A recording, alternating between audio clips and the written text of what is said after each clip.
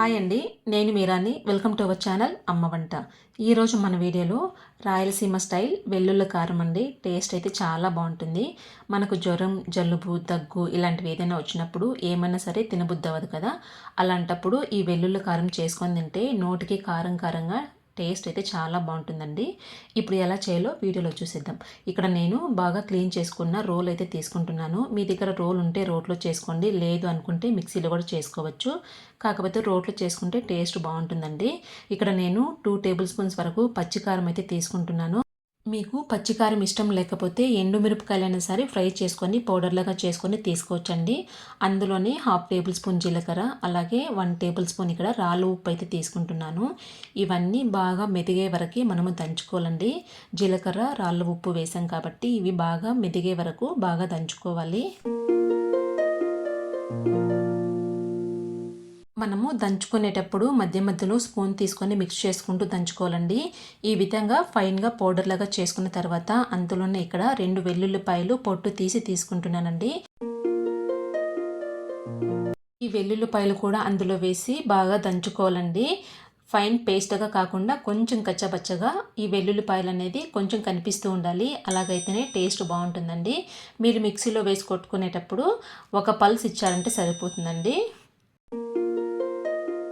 ఈ వెల్లుల్లిపాయలు దంచుకునేటప్పుడు కూడా స్పూన్తో అప్పుడప్పుడు మిక్స్ చేసుకుంటూ ఉండాలండి. అందులో ఉండే కారం అంతా కూడా వెల్లుల్లిపాయలకి బాగా పడుతుంది. ఈ విధంగా 2 బాగా దంచుకున్న తర్వాత ఒక ప్లేట్లోకి అయితే తీసుకుందాం. ఇందులో వాటర్ అయితే ఏమి వేయట్లేదండి. వెల్లుల్లిపాయలోనే దంచుకుంటే అదే ఒక ముద్దలాగా వచ్చేస్తుంది. ఈ విధంగా మనం దంచుకున్న కారాన్ని సపరేట్గా ఒక బౌల్లోకి అయితే తీసుకుందాం. ఇప్పుడు వీటిని పోపు అయితే వేసుకోవాలండి. ముందుగా స్టవ్ ఆన్ చేసుకొని ప్యాన్ పెట్టుకున్న తర్వాత అందులో 3 టేబుల్ స్పూన్స్ వరకు ఆయిల్ వేసుకుంటున్నానండి. ఈ కారానికి కొంచెం ఆయిల్ ఎక్కువగానే పడుతుంది, అప్పుడే టేస్ట్ బాగుంటుందండి. అందులో 1/2 టేబుల్ స్పూన్ ఆవాలు, 1/2 టేబుల్ స్పూన్ పచ్చిశనగపప్పు, 1/2 టేబుల్ స్పూన్ మినప్పప్పు వేసుకొని బాగా ఫ్రై చేసుకున్న తర్వాత అందులోనే కొంచెం కచ్చబచ్చగా దంచుకున్న 2 వెల్లుల్లిపాయలు కూడా వేసుకోవాలండి.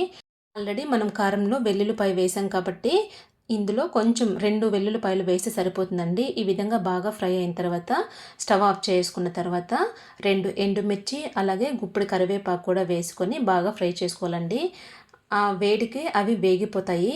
ఈ విధంగా ఫ్రై చేసుకున్న తర్వాత ముందుగా మనం ప్రిపేర్ చేసుకున్న వెల్లుల్లి కారంలో ఈ పోపు వేసి బాగా మిక్స్ చేసుకుంటే సరిపోతుందండి. వెల్లుల్లి కారం అయితే రెడీ అయిపోతుంది. వెల్లుల్లి కారం వేడి వేడి అన్నంలో వేసుకొని తింటే టేస్ట్ అయితే చాలా బాగుంటుందండి. రైస్లోకే కాకుండా టిఫిన్స్ లేకైనా కూడా ఇది చాలా బాగుంటుంది.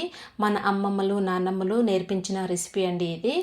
ఈ వెల్లుల్లి కారం 3-4 డేస్ వరకు పాడవదండి. సో మనము 3-4 డేస్ వరకు అలాగే నిల్వ ఉంచుకునే సరే తీసుకోవచ్చు. తప్పకుండా మీరు కూడా ఒకసారి ట్రై చేసి ఎలా కుదిరిందో ఒక కమెంట్ చేయండి. ఈ వీడియో మీకు నచ్చినట్టయితే మీ ఫ్రెండ్స్కి, రిలేటివ్స్కి షేర్ చేయండి. ఇలాంటి మరిన్ని టేస్టీ రెసిపీస్ కోసం అమ్మ వంట ఛానల్ సబ్స్క్రైబ్ చేసుకోండి. Thank you for watching. Please subscribe to my channel.